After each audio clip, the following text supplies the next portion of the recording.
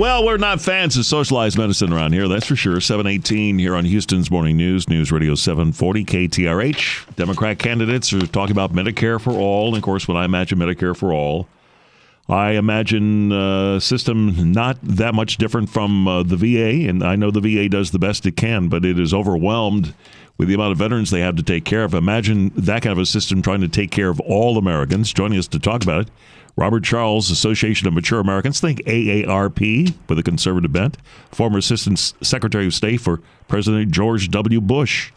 I don't know any country where you get great customer service and get seen quickly and get your problem taken care of by socialized medicine. Do you? Absolutely not, and it's a pleasure to join you. You know, sometimes we just let common sense get away from us, and I think the media tends to encourage us to do that. The two Medicare for All bills that are really under discussion, and they're both being championed by these Democratic candidates, are just really the antithesis of common sense. One is a bill that was introduced in the Senate by Bernie Sanders, and the other was introduced in the House by Representative Pramila from Washington. And, you know, if you read these bills, and any American can read them, you come away in shock because these bills, forget the cost for just a moment, even what they intend to do truly upends the entire American medical system, which is about 20% of our economy.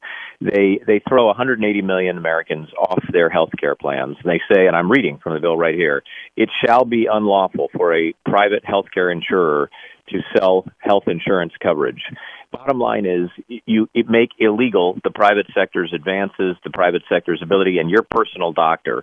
The other things it does, and I can happily run through them with you, but they're just extraordinary. And then, of course, you have this overwhelming cost. It's like Soviet-style medicine being purchased and making everything else illegal for the cost of $32 trillion, which is, by the way, more than 1.5 times America's gross domestic product in a single year. Well, it's not about health care at all, is it?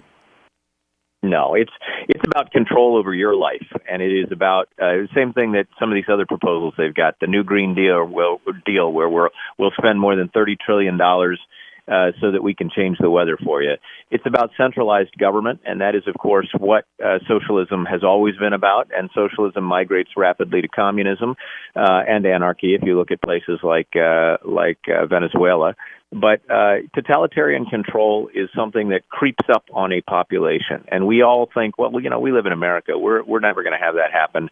Democracy is a delicate thing. And you have people actually advocating right now, ranging broadly from this Omar and Tlaib and AOC character to these presidential candidates, including Elizabeth Warren, for things that are utterly and completely anti-American. They are the idea of centralizing power and giving up your liberty so that the government can give you a freebie. Yeah. And I'll just note that this particular idea has to be. I'm always proud of Americans in the heartland who say, No. That makes no sense. This idea has only 20% support from even the Democrats. So, you know, it makes you think, how far off can we get?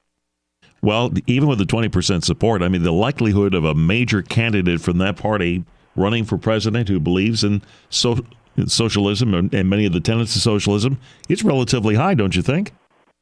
Well, every one of them says they're in favor of it, except Biden. Yeah, no, you're right, and God knows he's got his troubles. I mean, I think the irony here is that, you know, if first people become untethered from the wharf, they drift away real fast. And this entire group of Democrats have been encouraged, I guess they've been encouraging each other, to essentially forget about the needs, the wants, the desires, the liberty-loving elements of the average American. And instead, they are encouraging one another to offer more and more things for free. You know, if it isn't going to be the weather and health care, which would be a disaster, by the way. The other provisions of this bill would turn your stomach. But they make doctors testify against each other, kind of in the Orwellian way that, you know, go around and see if you can't find somebody who's providing private care, and then you'll get extra benefits, and we'll throw that person, you know, we'll penalize that person person. It's an extraordinary series of provisions in this bill, which really make no sense in the sense that you could never make it workable. But it's still the very fact that they would entertain the idea is what I think would sicken the average person. And I think they've been encouraged by the media. I mean, mainstream media doesn't take time to do what we're doing today and explain the bill and talk about the fact that this will never work. It would undermine everything we believe in. Just proposing it's scary enough. Thank you. On this 30th anniversary of the Berlin Wall coming down. Wow, yeah. We'll have to see if we can get you on our afternoon show so we can go over some further details here and explain the whole thing to folks. Robert, thank you so much.